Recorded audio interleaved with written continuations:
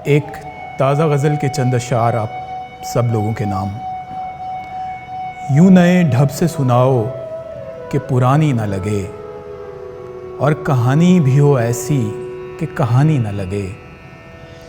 अपने बचपन के मोहल्ले में संभल कर जाना, क्या खबर अब वो गली तुमको सुहानी न लगे।